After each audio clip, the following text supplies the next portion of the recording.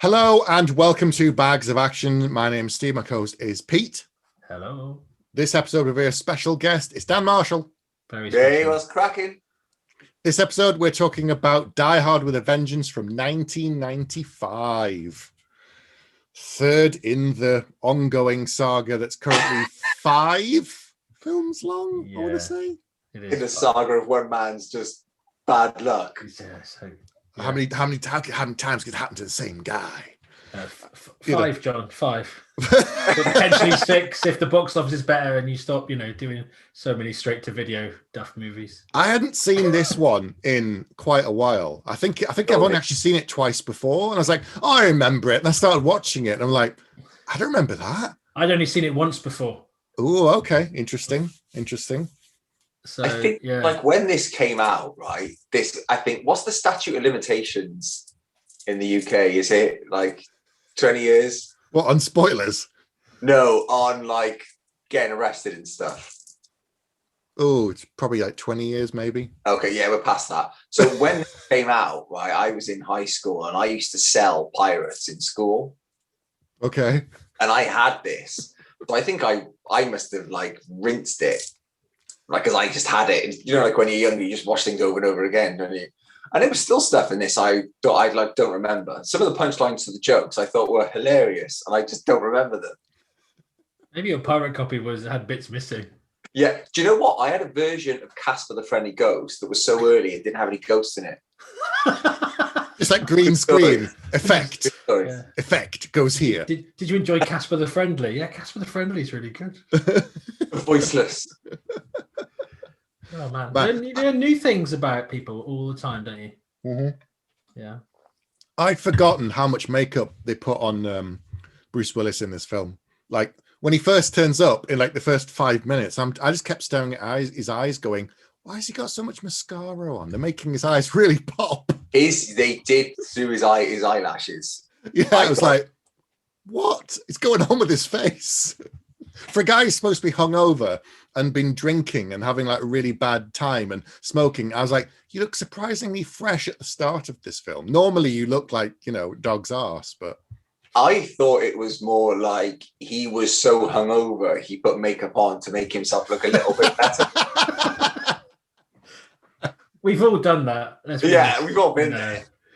You wake up, you're grasping a torch and some Doritos. The next thing you do is just put some makeup on. That's what I call Friday.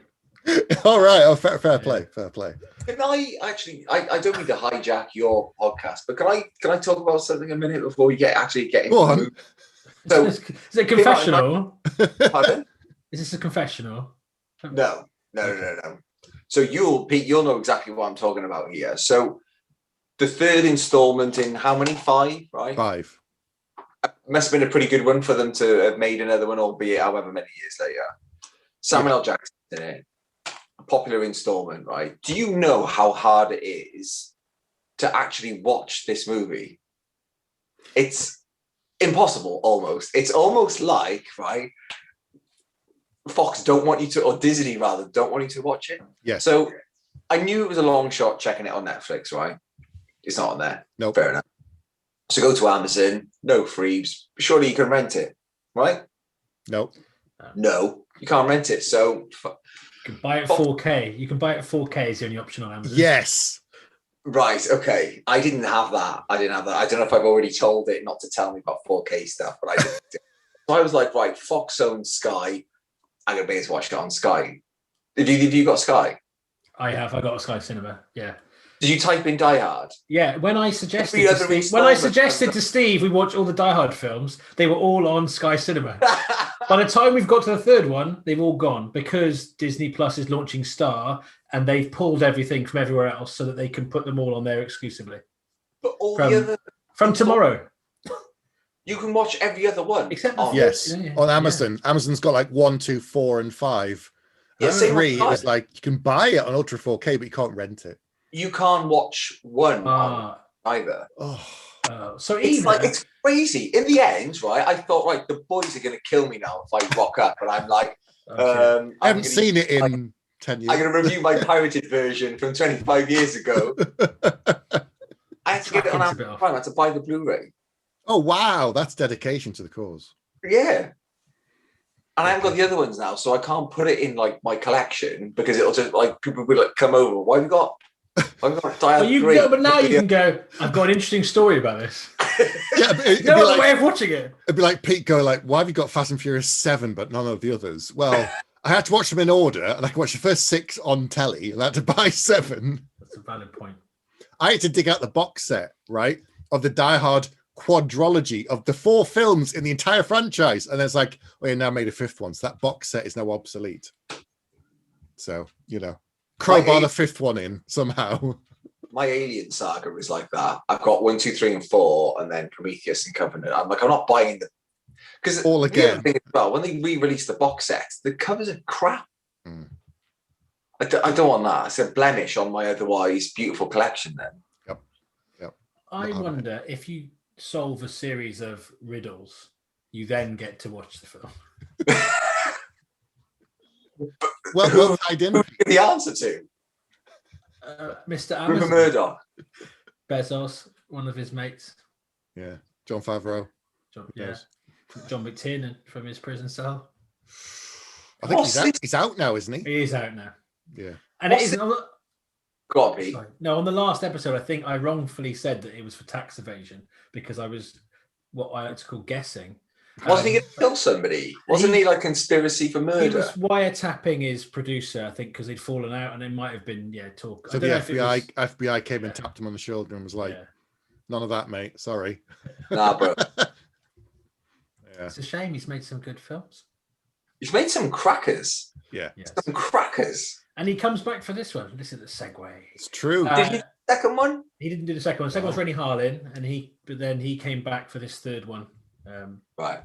Yes. Should we talk about how this film actually came to be? The fact that this is the first one that was sorry.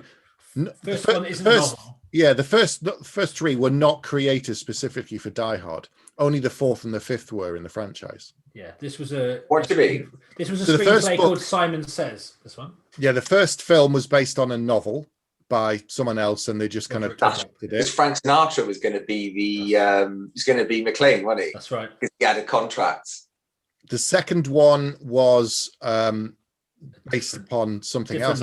Different novel.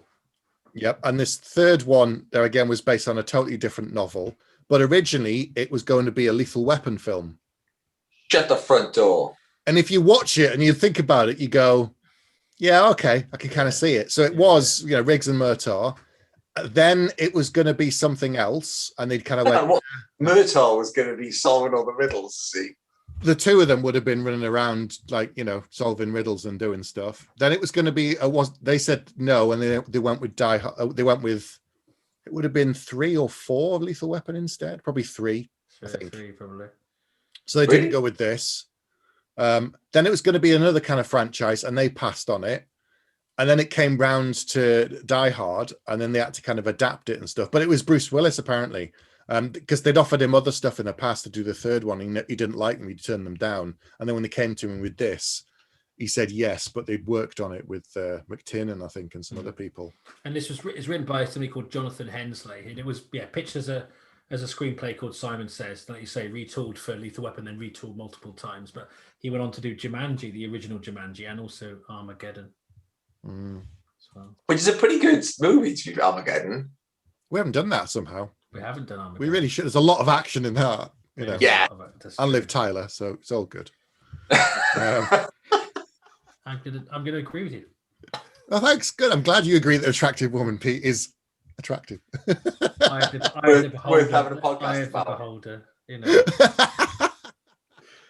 Yeah. So eventually, it came to be, a Die Hard film. I did not know that. Any of that. That's one of the 25 things I learned about Die Hard 3. Oh, God. Yeah. Oh, and also the role of Samuel L. Jackson was originally going to be Lawrence Fishburne. Okay. Really? Because he was good. This is the second role that went to Samuel L. Jackson instead of Fishburne. And the first one was in Pulp Fiction. No. Yeah. Of course, there's a Pulp Fiction reference in this movie. Is there? Go on, Pete.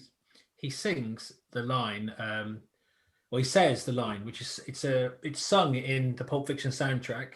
But he says, "I've been smoking cigarettes and watching Captain Kangaroo." He asks him what he's been doing, and he says that line, which is from Pulp Fiction. Okay. Interesting. And in my eyes, for the first third of this film, rather than playing John McClane, Bruce Willis is actually playing his character from Last Boy Scout, because it seems, which is the film he made before this. Yes. And it does, to me, we'll obviously come on to all this, but for me, it's a weird thing that he doesn't seem like John McClane. I don't know if it's because the setup is so different, because you're not in a confined space on his own. He's in an open space with multiple people, or with a partner. Yep. But it almost, the character, I don't know, I don't buy that he's suddenly an alcoholic and hasn't phoned Holly for a year off the back of the first two movies, personally. Or they could have gone, I'm an alcoholic, and then because he's having like dreams about the plane that crashed in the second film, that was kind of his fault. But in here, it's just like, is it his fault? Well, yeah, he didn't do a very good job with the waving the things, did he? The flares, yeah. He gets better than that in this movie. Well, he doesn't kill anybody for the first hour of this film. It's like 53 minutes or something before he actually kills anyone, which is probably why it doesn't feel like a Die Hard film. Sorry, let's rewind back just a second. I'm guessing you guys have been doing these like in quick succession, the Die Hard movies. We did the first one ages ago, like early days of the show, but we did Die Hard 2 last month, and we're going to do 4 next month. And so is the character development that disjointed that you notice it? Because I was watching it and I was like, this feels like either David Addison or McClane from number 1. I can't watch 2, it's awful. We like 2. I'm so sorry. So 2 is interesting because she's got her own story in it, and at the end it seems like they've kind of reconciled and she's kind of accepted him and all the rest of it. So I thought, things would be a bit better. And then in this one, it's like, we kind of want to reference her, but not actually have her in the film. And I don't even think it's her on the phone. I don't think it's Bonnie Bedalia. I think it's someone else. So they're like, we're just going to reference his wife and his family, but not actually show them, because it doesn't need it, does it? Not in this, when he's running around New York. But to me, this is brilliant because it's actually become a podcast about about why you don't like psychology of John McClane. Yeah. But it makes more sense to me that he couldn't hold down a relationship. Like if you're like a normal New York cop, right, and you get like embroiled in the thing that happens in Die Hard 1. Yeah.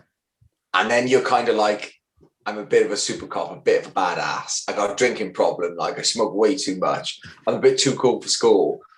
And then you get embroiled, like the way he offs people in record numbers in that airport. Like he clearly doesn't give a fuck. There's something wrong with him. So the fact he couldn't hold down a relationship kind of makes a lot of sense. But it's not, it kind of does. I would be happier if he had split up with her to protect her from the bad luck that keeps happening to him. Because like the first film is about, if you break it right down, it's a story about a guy trying to be reconciled with his wife, and there just happened to be some terrorists and stuff. Really, it's about him going there, finding out she hasn't got his name, and then wanting to get back with her, which happens at the end. If that was a standalone film, the emotional center of that film is the relationship between him and his wife. The second one, he's going to see her again. The third one, she's just on the phone, mate. Is it not like in the first one? Is she just not like the MacGuffin to get him from New York and Los Angeles? And really, the core of that movie is him and the cop who eats Twinkies. That's the love story, isn't it? Ow. Pal. But I don't know any facts about this film, but about the first one, the reason that there are so many well-developed minor characters is because he was still filming Moonlighting and could only do certain days. So whenever Bruce Willis couldn't be on set, they'd write extra scenes for the other characters. Oh, really? Which is why they all feel like they're fully rounded characters, everyone. Yeah, it's like 40-Year-Old Virgin. All the other characters get really good arcs. The kind of clone stuff in this third one, though, off the first one. Have you noticed? Although in the first one, obviously, Hans Gruber hasn't got a fancy bit on the side. Everything else is kind of copied. Like in the first one, it's Carl who has a massive stand-down fight with the chain, and in this one, it's tall German angry bloke with a chain and a hook he has a standout fight with, and he bleeds down one arm, exactly like in the first one. He bleeds down one arm after he's been fighting. There's all these things that can kind of pair and go, okay, yeah, that's a bit of a copy. And I know it's the first time it's in a city and it's in New York and it's different. It's summer rather than Christmas, and they kind of telegraph that, like the first song, "Summer in the City." This is the song we're going to play you because that's where you are, and that's what time of year it is. But this is the thing. So, Steve, going back to your point about it almost grafting Die Hard 1 onto this, and what you were saying, Pete, about obviously that this script has gone through the houses and stuff. I think they were just like, do you know what? Like, what do people want? They want Die Hard. We can't do it in the building. What haven't we done before? We've done the airport. Let's do it in the city, because it's like at the very beginning, I don't think it even says Bruce Willis or John McClane. And isn't it just like that you see the city and it's just like Die Hard with a vengeance? You know what you're getting. Let's go. And then they blow up half of that street. Yeah, that's like the first couple of seconds. I was thinking, he's unapologetic. And then it just goes. I'm like, wow, that was a bit quick. I was kind of like, good for you. Like, let's not tiptoe around it. No messing around. But how he gets introduced to the film is so weird. Like, they say, it's got to get McClane, right? And I'm thinking, all right. And then he just shows up in the back of the van. He's just there, but he's in his vest straight away. Day one, minute one. No, that's because he's come straight from makeup, remember? I really enjoyed it. Like, bearing in mind, I couldn't remember like the finer details of it. It was all about all I really held in my memory was like the puzzles and the Simon Says stuff. And I loved that you see all this chaos first. They were like, and let's talk about like practical effects as well. Like, they blow up like half of that block, or at least, they blow all the dust and it makes you think back to like they used to have to close down streets. In the busiest city in the world to film a Bruce Willis blockbuster. Do you know what I mean? Yeah. And then it's like all the cops panicking and stuff. And then it's like, right, McClane. McClane's kind of pre-introduction is them going like, yeah, he's suspended. Yeah. That's it. Like, did we ever find out why he's suspended? No, it doesn't matter. No. It does to me. He needs to know backstory. If you had 5 years between movies and you go, yeah, he split up with his wife. Why? Oh, we'll tell you near the end. Okay. He's an alcoholic. Why? He just is. Because it worked in that other film he was in. And he's suspended. Why? Because it's an interesting plot point. I don't know. It just because he's super dysfunctional. That's kind of what, like, that's the one thing that goes through them all. And even when, like, no spoiler for your next one, but in the next one, when he's talking to his daughter and stuff, and she's just like, look at you. Yeah. I think the first two would have messed him up, though. He gets to Nakatomi and he saves his wife, nothing's good. And then he has an awful trauma of watching 300 people die in a plane crash right over his head and crash into a runway. In the second one, he had to kill a load of people, which doesn't seem to bother him. But at the same time, he's gone through like a traumatic event twice in his life. So the fact that he's an alcoholic doesn't surprise me. The fact that he can't hold down a relationship with his wife doesn't surprise me. And he's got a terrible steady job. And he's got yippee-ki-yay Tourette's as well. How many times does he say it in this film? He says it at the end in both endings versions. Oh, yeah. The phrase that's used the most in this film, and if you do ever watch it again, it should be a drinking game. Every time someone says about sticking something up their arse, take a drink. Because every line almost is like, well, you can stick that up your arse, you can stick it up your arse. Every police person in this film, every time someone says anything, they go, well, you can stick that up your arse. It's like through the whole film. Very nice. I hope I watched the right version. As you said, it was hard to come by. Hardest. In fact, isn't that like the first time that like McClane and Zeus connect? Is because where Zeus says to Simon, "You can stick your well-laid plans up your well-made ass." Yeah, and he laughs. And McClane laughs, and you're like, "Oh yeah." Yeah. But that first scene, I'd forgotten as well. I knew that Simon got him to do something. He puts on the sandwich board, and as he walks through town, that old woman looks at him, kind of goes, "Oh," and I thought, "What has he got on the sandwich board?" I'd forgotten. I physically recoiled, which is not something I do very often. I just was like, "Whoa, okay." I remember they show this on TV. You never see what's on the sign. Oh, they cut it around it. Yeah. That was brutal. It just says melon farmer. Mother Hubbard, and then he says, "Yippee-ki-yay, Mother Hubbard." later on. For no reason, just cause. Oh yeah, that was harsh though. That was harsh. I love Samuel L. Jackson's Zeus's characters, how you meet him and what he's like with those kids. And those are his nephews, shop. Pete. His nephews. Is that fact 5? Yes. If you read the novelization, it gives you a whole backstory about why he hates the cops, how he ends up looking after his 2 nephews, and the whole backstory's there. What, are they staying with him? Are they? I think they live with him and stuff, and then that kind of thing. So even more unbelievable then that he starts running around the country, the city. Well, then later the country, but yeah, they're at school, Pete. That's where he sends them, school. Okay, which then ties into the fact that he has to save them from school. Yeah.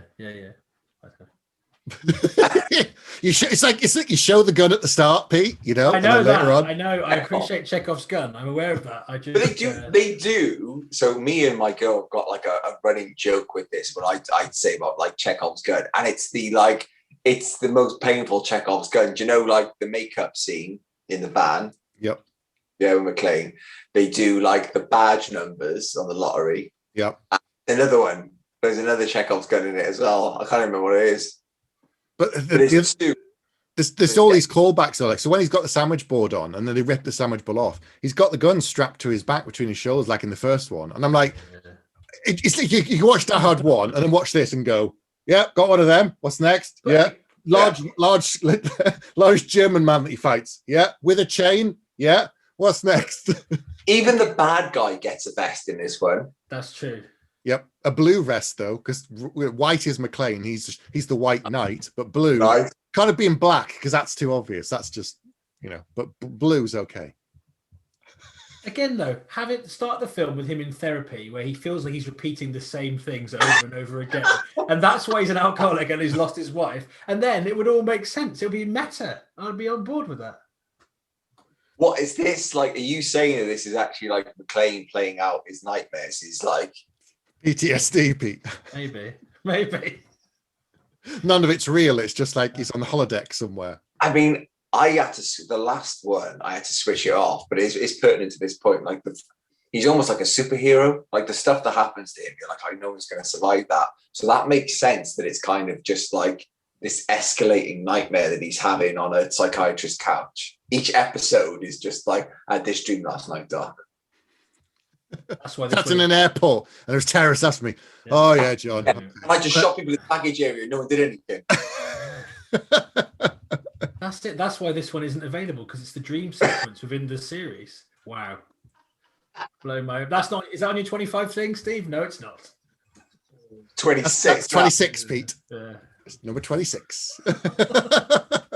Anyway, I should get this back on track. I'm sure there's somebody watching and listening to this going, "What the hell is that bloke on about?" I reckon they're listening to this going, this is the most informative episode they've ever done. Probably. Maybe not. I did notice that Samuel L. Jackson did seem to be channeling his character from Pulp Fiction at the start. Like, he tones it down after about half an hour, but to begin with, he's just like, I hate this, I hate you, blah, blah, blah, F this, F that. And then at one point he goes, okay, you can hate all white people, but I haven't done anything to you personally, Bruce Willis kind of says. And he's like, well, maybe, okay. I think, though, they got him, and especially now you've explained about the amount of hands the script went through, I think they were like, Sam, can you do trademark Sam? And he was like, yeah, all right, yeah. Do that. There's loads of just him just like fucking shouting. It's like Al Pacino, isn't it? I think he said, one of the other facts from the 25 I'll share with you is Sam Jackson was asked and he said this role is probably one of the closest one where he's just playing himself in real life.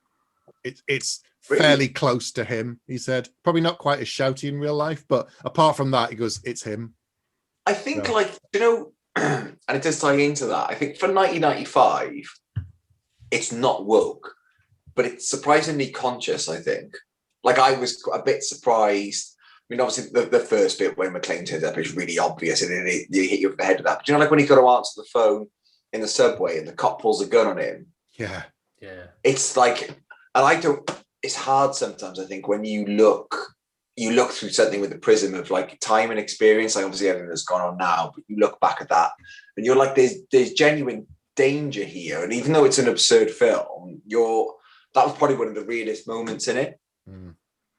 Yeah. Do you know what I mean? Because all he did was jump the barrier and the guy pulls a gun on him. And Exactly. Like, hang on, all he's done is jump the barrier, and it's like, yeah, but in America, not to linger too much on race. No, but I think, considering how kind of fantastic it is, I was impressed. I was surprised and impressed. I was like, they're not fit. They're not like, they don't just say it a couple of times and run away from it. They're like, this is a thread. This goes all the way through, you know? Yeah. One of my favorite bits actually is where McClane says to Zeus, you know, you've just saved a white cop. What are you doing? He says, because if a white cop gets killed in Harlem, then 100 armed cops will be there the next day. So I wasn't protecting you. I was protecting my community, and I thought that was really powerful.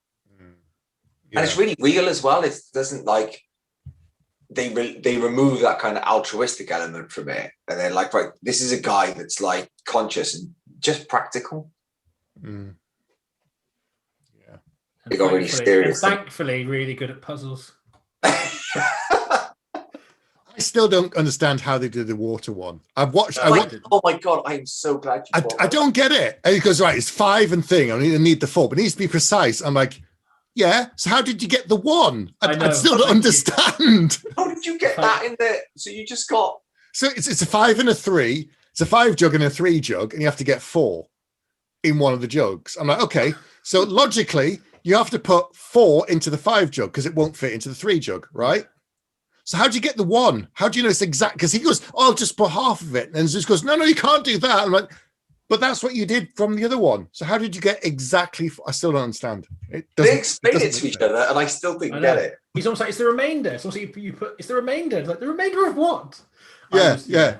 No, I was worried. I was going to kind of maybe like make some static noise or something during this bit. So when you two talked about it, and you were like, yeah, I mean, it's really easy. I could have done it. I could watch. Yeah, I got technical problems. the Emperor's new water jug. Didn't get it. No. I didn't get it at all. I didn't get it at all, and I didn't want to ask. But I like that.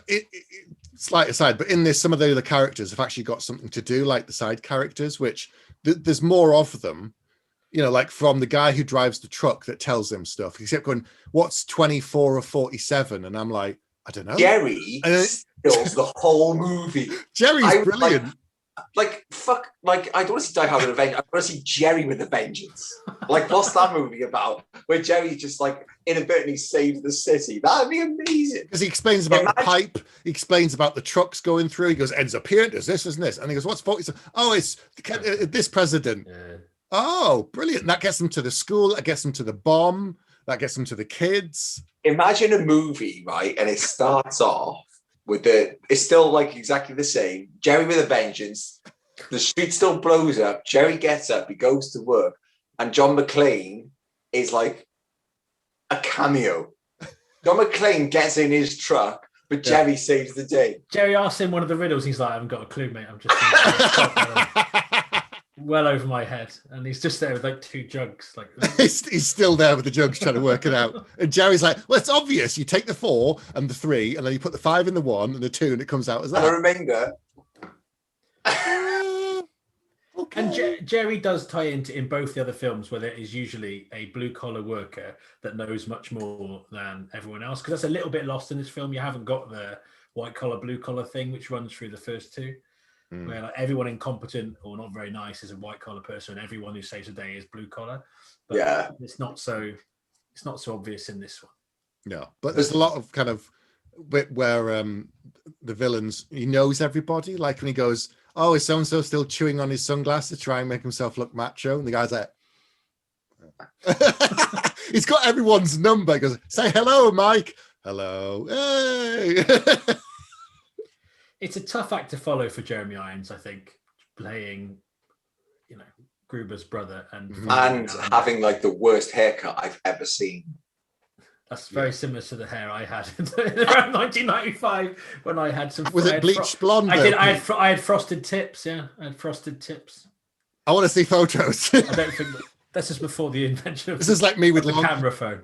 There were like 2 photos of me with hair down to here. Yeah, and the rest have been destroyed for the sake of the children. Ditto. There's no pictures of me with a flat top or with shoulder length hair or with my number 1 undercut ponytail. I basically look like Pat Sharp with black hair because my hair's so thick.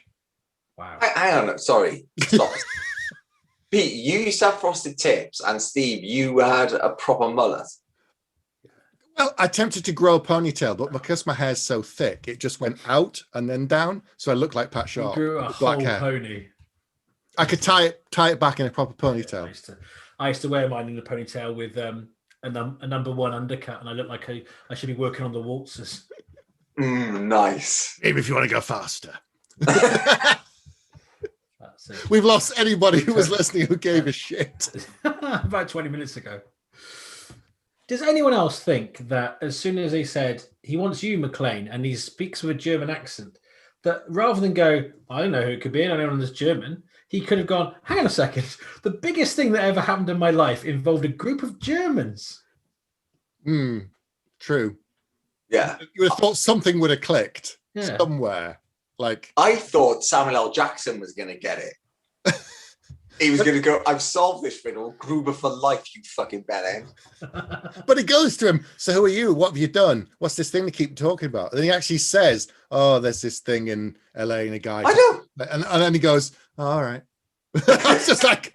He looks wistfully off into the distance because secretly he knows he's on a psychiatrist's couch and it's all just this subconscious. None of it's real. It's such a shift though, because in the second one, I guess maybe it's only been 2 years and like the news cycle has moved on 5 more years now, but everyone knows about it. He's like a celebrity because of it. But yeah. But isn't it? I tell you what, right now, and I never thought of this. I'm not going to pretend I was like, oh, the subtext. But now you've said that, what's really interesting is the way that they kind of treat McClane after all the shit he's done. And I bet he's just like subordinate, turns up late, always phoning in sick. When he is there, he stinks of booze. I'm sure he's a pain in the ass. Yep. But the fact they treat him like a leper in it, do you know, he's just a problem. Mm-hmm. Like no one's like that awesome thing that guy did. Like he's just, is he still a detective in this? Yeah. It's not like they promoted him. Do you know what I mean? Saving the world twice. You'd think at least he'd have a job in the FBI. Nothing. Didn't even get like a medal. Didn't get a better car. Didn't get a better gun. Nothing. You know, like no partner. He's not going to have anything like that. So no one would want to partner with him because it'd be like every time something happens, it's bad. They die. I don't be around McClane. Right. Again, that was a good reason to have him out of the way. If again, another reason that could have been plausible than just for the sake of it is like they could be treating him like that because they think he's bad luck. Yeah, fair. I tell you, the only way that any of this makes sense is if in Predator 2 it was McClane. Wow. Right. Okay. I know. Take a minute. Yeah.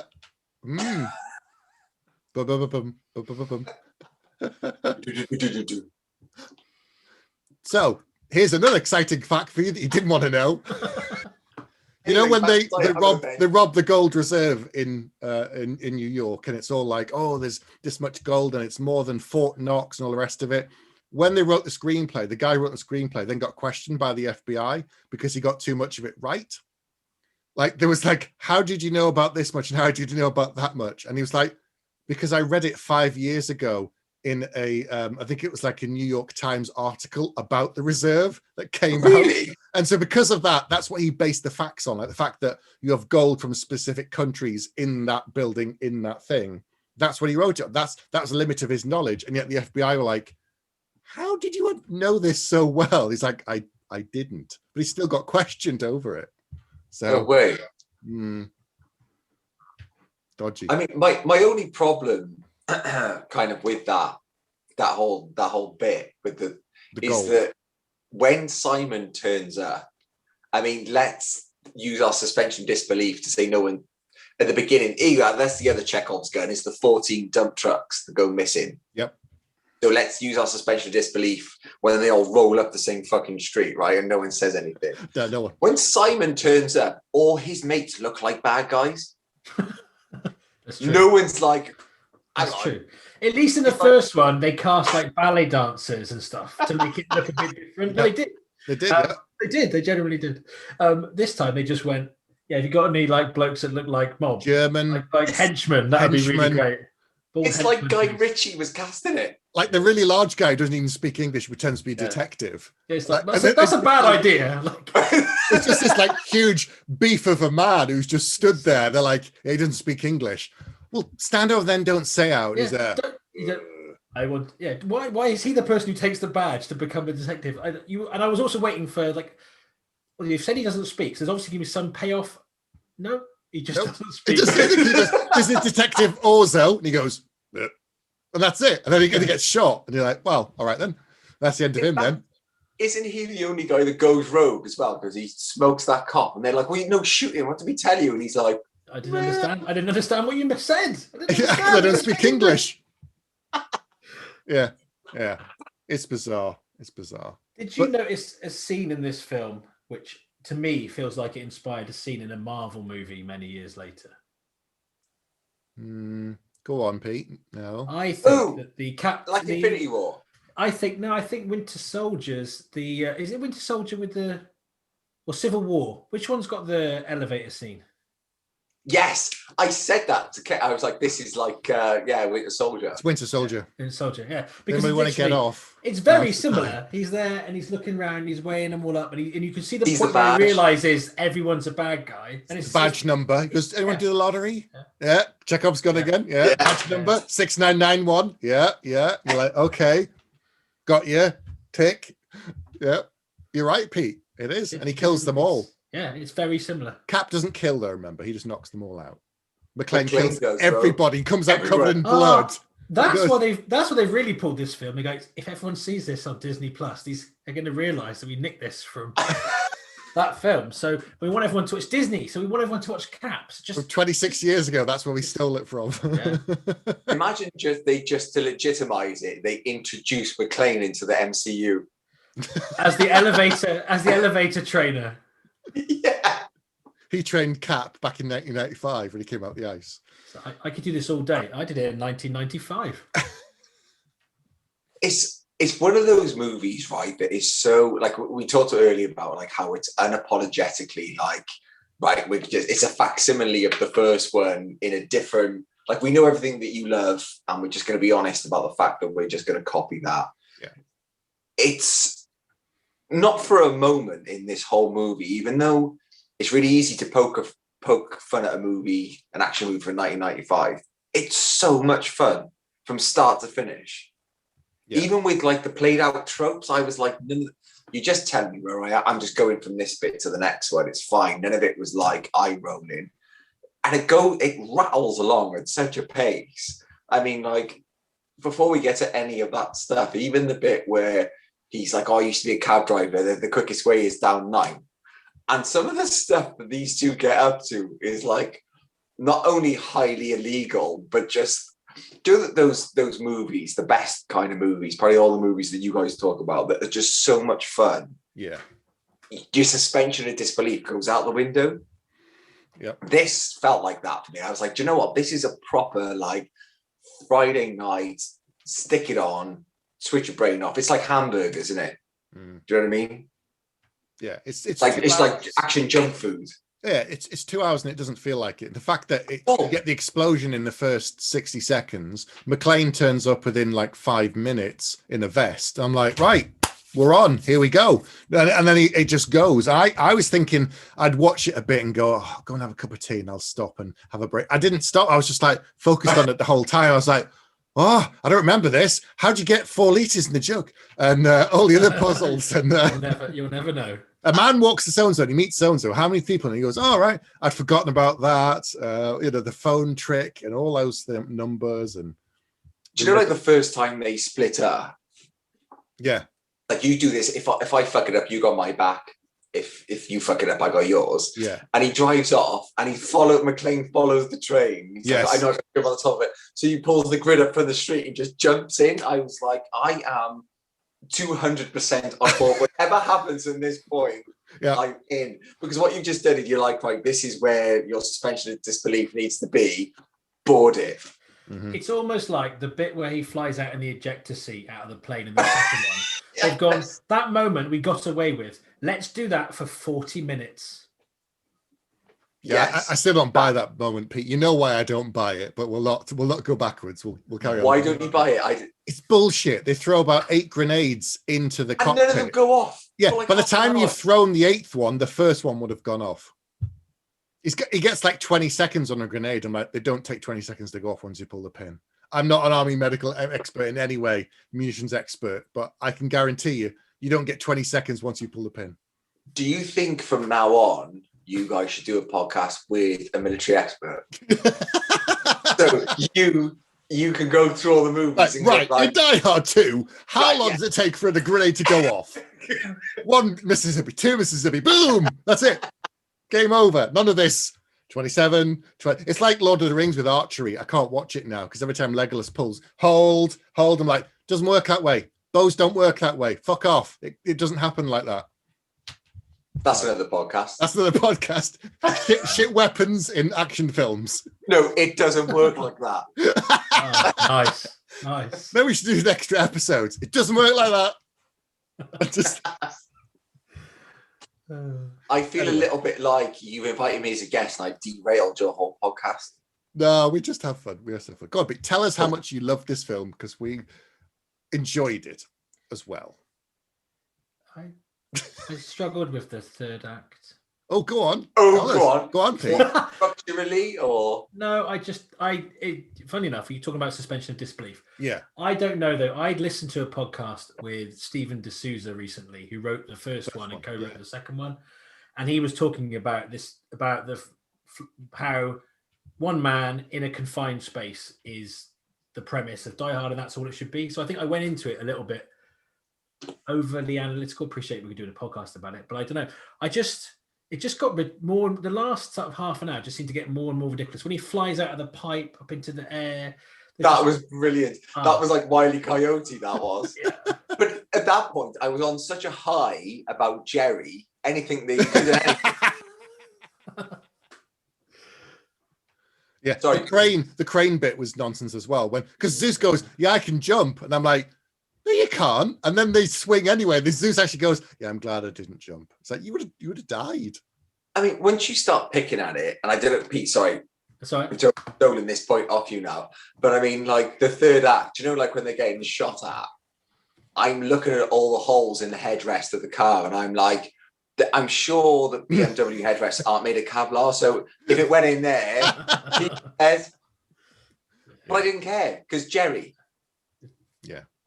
Sorry, Pete, what were you saying? It's all right. No, it's just, it's weird because I think if it was a standalone movie about these two guys, one was a cop, one was a locksmith. Was he a locksmith? Locksmith, yep. Yeah. Then I would have been fine. And I think it's because it's McClane. The first film is it's not believable, but it's almost believable. The second film is slightly less believable. But I think to me, it's gone so much more over. But it's the reason I don't watch the Fast and the Furious films. You see, like, they're driving a tank out of a plane or whatever. Actually, that's the 18P. Well. But no, it's a car with a grappling hook swinging across a canyon. That's Fast and Furious. They still do it in Fast and Furious, don't they? Parachute cars out of the plane. I think probably. So. You're not a million miles away, Pete. Yeah, but I don't know. You couldn't buy into the premise properly. It was weird. I think my memory of the film was all about the two of them, kind of buddy cop kind of vibe, and puzzles, and there are some clever things in it. Like the fact that they did like the water. Well, yeah, that's so clever. It's so clever, no one gets it. Yeah, but I think the fact that they chose, a place with no schools, the fact that they're actually targeting a place with no schools, so when they send all the police out of schools, that is genius to me. Yes, actually, fair shout. Good. And there are other bits that are really clever, but I think now watching it, I'm like, Jeremy Irons is kind of overacting, and it's kind of I don't really like it. He sounds like Duolingo German, doesn't he? Mm-hmm. Yeah. For sure. And I don't know. I think when I watched it the first time, I was probably washed along with the whole adventure. But I don't know. Again, maybe it's just because we're doing it for the show, or I've been I just wasn't in a very good mood. But it just felt, I just was like, oh, this is getting sillier and sillier and sillier, and I'm losing what I was trying. Losing the sense of it being McClane. Really, it just felt like Bruce Willis running around. Until nearly, ironically, the very end scenes, he actually seems like McClane again. Some of the lines that he says and the way that he holds himself and stuff. It just, I don't know. I don't want to be the downer of the show. No, I don't think it is a downer though. I think like in an odd way, I like personally, I think you smacked like the lifeline of the Die Hard movies. They're that thing, aren't they? Where you're like, right, I have to watch this and not think, because the second I do, it kind of all starts to fall apart a bit. Yeah. And I think it Die Hard movies for me anyway, like they're all about charm. And I think it's why I don't like the second one, because the second one's not charming. I think the second one takes itself a bit too seriously, but you can't be serious in that absurd thing, especially like, again, do you know that thing that like you look through the prism of present day, you look back, like the fucking security measures of an airport are ridiculous. Like he offs 2 people in the baggage bit, and the other cops are like, oh, well, he's a New York cop, and I'm like, all right, hang on, this has just got bureaucratic red tape all over it. We can only take a small thing of shampoo now. That's how much things have changed. But I think you watch Die Hard with a Vengeance, and it's that thing, Pete. Do you know, like if you're watching it and you're not in the right mind, you're like, this is fucking stupid. This is fucking stupid. This is ridiculous. And it's not what they're about. I mean, the fact that in the 4th one, he skids and turns that car into a plane. Spoiler for the next episode. But you're like, right, I either board this now and enjoy it, or I fuck it off. I think Die Hard with a Vengeance is like 1995. McTiernan at the height of his powers. They can do whatever they want. Yeah. And they basically do. Yeah. And they're like, right, you're either the things that you don't like, you ignore, and the rest you get on with it. I mean, the bit where he shoots out of the water, I was like, even before that, I didn't really understand how he skidded the dump truck around and then drove off faster than the water could catch up with him. Before that. But you're like, do you know what? If I start picking that now, I'm going to be in real big trouble. And Steve, a bit like the bit with the crane, you're like, they fall all the way down. But yeah, because it snaps and then it swings the car, and then yet they still then and then they just land on the thing. I'm like, they still probably fell over 100 feet onto a metal container. Yeah, just because 100 feet fall is cut 5 times doesn't mean the fall is any less. And it's harder when there's 2 of them, because you almost go, it's Die Hard. This guy is hard to kill. This guy, he dies really hard, doesn't he? How's his mate? What if John McClane is the same character from Unbreakable, and that's how he can survive all the falls and stuff? That makes a lot of sense. He can't be killed. He could drown. God, and that fall is how he became Glass. Oh my god! Oh my god, guys, you're blowing my mind. M. Night Shyamalan set this up when he was 5 years old. M. Night created this. Went to John McTiernan and went, "Can we have Samuel L. Jackson, please?" That's the biggest. Yeah, right. No reason. And then 25 years later, it all paid off. Imagine that in all the hands it went through. At one point, it goes through like a young M. Night Shyamalan's hands, and he's like, "Mr. Glass." But maybe he was just watching, and he started writing this Unbreakable script at one point. And he goes, he's dream casting it, and he's like, who could we have? Someone like John McClane. Yeah, he's pretty available. What if we get Bruce? Imagine Die Hard with a Vengeance is M. Night Shyamalan's favorite movie, and that's why he put those 2 together. Yeah, because he just kind of goes, who could we get that's really tough and yet can never be killed? Bruce Willis. What about someone who can can combat off him, but is really good with the mouth? Yeah. Samuel L. Jackson.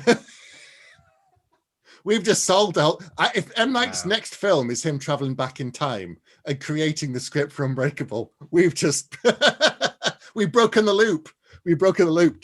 Twist. We've seen it coming already, years ahead of schedule. And Jeremy Irons is like the studio mogul that's always in his way. He's like the narrator who turns to the camera at one point and goes, "Isn't it breaking the fourth wall?" Die Hard is the village in the village, because in the Die Hard universe continues, but if you climb over the wall, you're in Shalaman universe. Yeah. Wow. I think we've just solved everything. The world. Apart from this film. I'm sure there are people watching this going, oh, I don't know. I wonder how much they've been drinking. And yeah, I haven't. I need to drink. Anyone else? Nope. No? Just the hard stuff. I've had loads. I'm just like on whiskey. You see. You're just high on Jerry. That's what you are. Yeah. I'm high on life, Pete. I'm just high on life. Anyway, good. Do we have anything else to say about this you guys, film? I've been quite negative, so you guys should talk. My theory was, right, for this, our scores would go down, and then for the next two, I think our scores are going to drop every time right down, because I think 4, from what I remember, What did you give 1? Full 5. Or did you give 2? We both give that a full 5 as well. Did we? Yeah. What? All right. Okay. Yeah. So I like think the grenades. You just forget.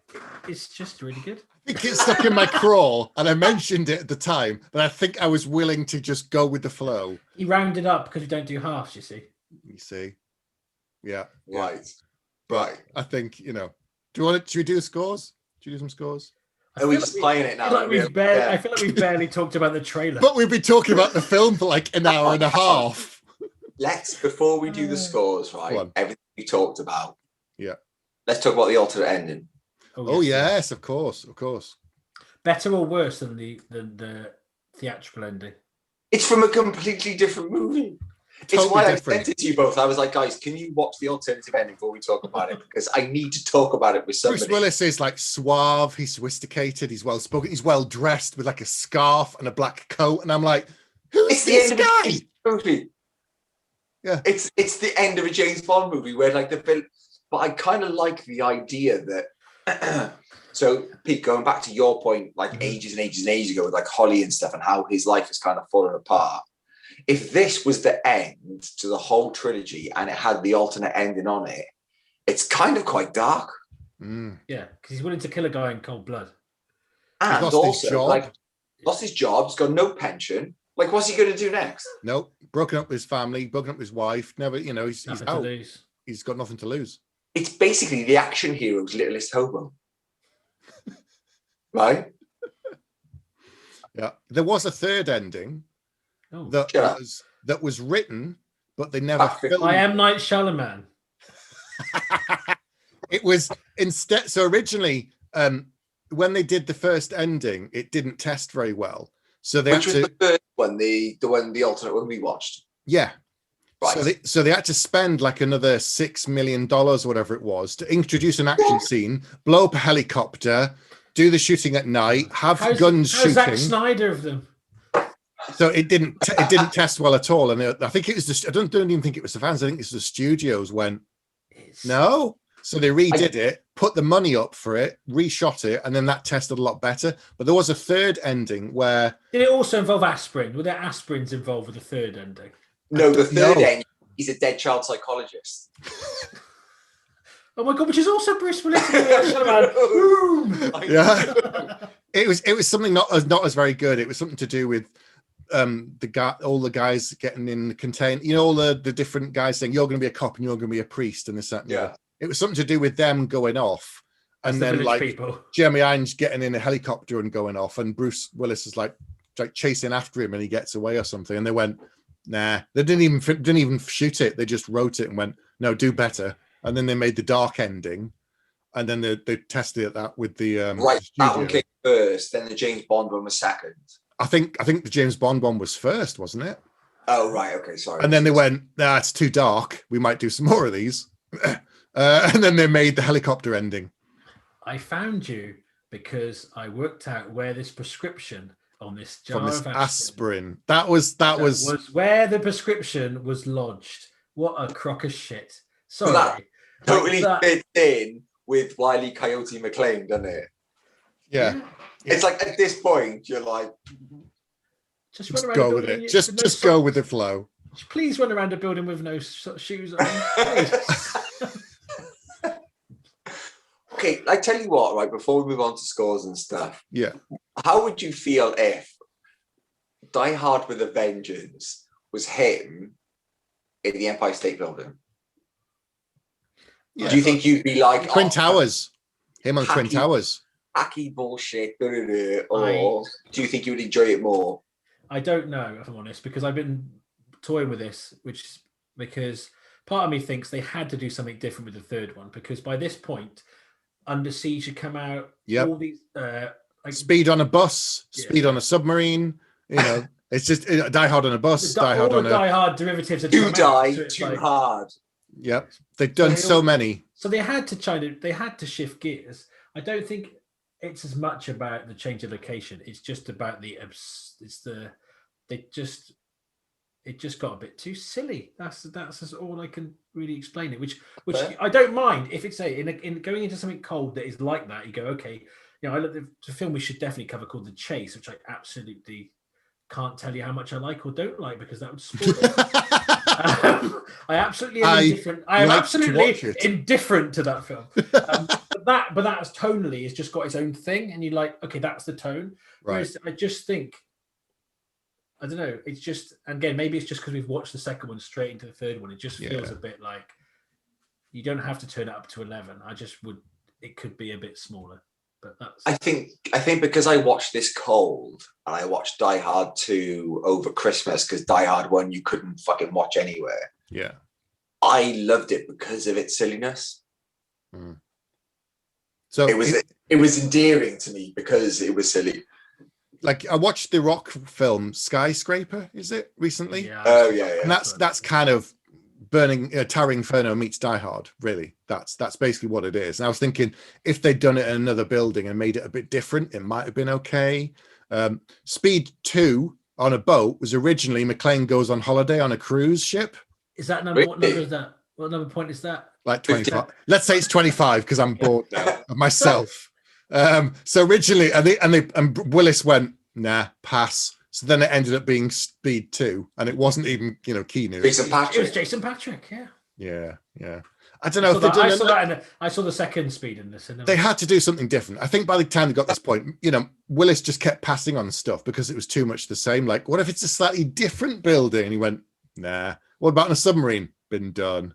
Bus? No. Who's going to watch a bus? And then it's just like, well, what's the one where he's in the house? Is it Hostage where he's in the house? Yes. Trapped in a... See, that would have worked as a Die Hard film. He's trapped in a house. It's a bit I like that movie. It's all right. But, all right. Well, whatever he's doing back then, he's doing certainly better than the things he seems to be doing now. God, what's he doing? He did like a Die Hard advert, didn't he, for a chemist shop or something? It was something really bad. He's just getting paid. Die Hard batteries. It was Die Hard batteries, wasn't it, or something? Oh Lord. Yeah. It was. It's weird. I think because he didn't do the third Expendables film because he wanted more money. Yes. They got Harrison Ford because he was cheaper, apparently. And better. And better. But then ever since then, everyone's gone, we don't really want him. And but it frustrates me from Die Hard, but it frustrates me more from the actor that was in Pulp Fiction, the actor that was in Sixth Sense, more like things like 12 Monkeys. An actor that's capable of delivering something like 12 Monkeys is now I just think, like... though, Bruce Willis is like in... Have you ever heard, like, Kevin... I know it's Kevin Smith. You heard Kevin Smith talk about his experience with Bruce Willis? On Cop Out. Yeah. Cop Out, yeah. But have you heard him talk about Bruce Willis to... Who was the guy that did Looper? Ryan Johnson? Right. No. I'm not sure. Who was the guy that did Looper? Yeah, it is Ryan Johnson. I think it is Ryan Johnson. Yeah. Okay. Yeah. Have you heard those two talk about Bruce Willis together? No. Bruce Willis talks about... Kevin Smith talks about his experience of Bruce Willis, and Johnson is like, I'm not saying that any of that is untrue. That's not my experience. And I just think with Bruce Willis, at some point he was like, right, I'm Bruce Willis, registered trademark, and he acts in a certain way. And I get the impression with him, unless you're like, Bruce, stop being a fucking C word. I don't know if you can swear in the podcast, but I just dropped the F-bomb as well. So we've always said fuck 5 times. I know. Unless you're like, stop being a fucking massive cunt. He doesn't really respect you and he does whatever he wants. It's almost like I get the impression of Bruce Willis. He rocks up, and unless you're like, stop being a fucking dick, there's 150 people here waiting for you to turn up on time. Yeah. He's just like, I'm just going to phone it in. Mm. It's sad. It makes me sad when somebody was that talented. But I think like you get someone like Shyamalan and it's like, right, this is my vision, like do that. And I think he's really good. I haven't seen Glass, I've got to go and watch Glass. That's good. So good. It's really divisive though, Pete, isn't it? Yeah. Okay. All right. Well, no spoilers for me, but I'm looking forward. I need to hunt it down. Actually, I need to see if I can get it off Netflix or Amazon or something. Yeah, I don't think. Or borrow someone's Blu-ray and their Blu-ray player. That's commitment. That is commitment. Yeah, I think Glass is a completely different episode. Okay. Right. Let's do some scores because we're running out of the clock again. Running down. We've been talking for 2 fucking hours. That's almost as long as the film. Yeah. But not quite as fun. All right. I'm gonna go first. Yeah, that's probably a good idea. Because I know Pete will be like, "Wait, why me?" Or is it always me? Okay. So 1 to 5, 5 being the max, and no half bags. I enjoyed this. I wasn't looking at the clock. I thought it was fun. There was some silliness, but I kind of got over it. I was swept along. I was never bored watching this, and I never wanted to turn off and go make a cup of tea and come back. There's bits that I'd forgotten. It was funnier than I'd remembered. I like characters like Graham Greene gets to do stuff with the school. There's a guy who does the bombs. He gets to have a cool moment with the fact that he's willing to sacrifice himself to save the day. I like that kind of little thing. He is way too laissez-faire about bombs, by the way. Oh, yeah. He's way like, oh, look at this, boom. And they're like, you psycho. And he blew up the chair and killed him on the police station. He would have got shot. If it's your day job, at some point it just becomes as boring as anything else. I would have just shat myself if someone just done that near me and just be on the floor going, ah, ah. Anyway, he was good. I enjoyed that character. It's good, but I don't think it's as good as 1. And given that we gave 1 full marks, I'm going to give this 4 out of 5. Okay. All right, Pete. Hello. You go. I think this is a good action movie, but it doesn't have the Die Hard magic for me. And the more I think about it, I don't think it's just confine the guy into one space, because that would have got boring. But if you'd had Holly in this, if you'd had the journalist, and if you'd had a little bit more kind of helping lots of different like blue collar people helping him out, it would have felt more attuned to the others. I just struggled, as I've said quite a lot for the last however many hours, with just I like the relationship between Zeus and McClane a lot. And I think having somebody who's as strong a character as him was good, because in most of the films, he's on his own and they're like kind of bit parts around him. So I thought that was good. Yep. But I don't know. They couldn't really win, because if they'd gone with the same formula, it would have just been another Die Hard-esque movie on the shelf with about 10 others. But Samuel Jackson, I think, is the best thing in this film. I'm going to give it 3 bags. Okay. Danielson. Yeah. But it's a 4-star Friday nighter for me. A 4-bag Friday nighter, rather. Thank you. It's just, I don't think it tries to be anything other than it is. I think it knows what it is. The fact, like, at the beginning, it's just like, there's no starring, there's no directed by, it's just like, die out of the vengeance, blow up a street, let's go. We've changed the format somewhat, get with it. I think, like you said, Steve, like, I was never bored. I think the dynamic between the two of them was really good. It was way funnier than I remembered it. Like, it was absurd in the right ways. No other movie's got Jerry. More Jerry. That's what we want. That's just more Jerry. I can't wait for his Disney Plus spin-off. Jerry the movie. Yes. Oh man, that'd be class. Well, next month we're going to do Die Hard 4 and then wrap it all up in 5, which I've not seen and I'm already not looking forward to. I've not seen it and I intentionally didn't see it, which is not a good sign, but we'll see. You're in for what's the opposite of treat? An awful time. A trick. Broccoli. You're in for broccoli. You're all for cauliflower with no cheese. Film celery. It's not even like, at least broccoli's good for you. Celery's like, I put more calories eating it than I did like. Nah.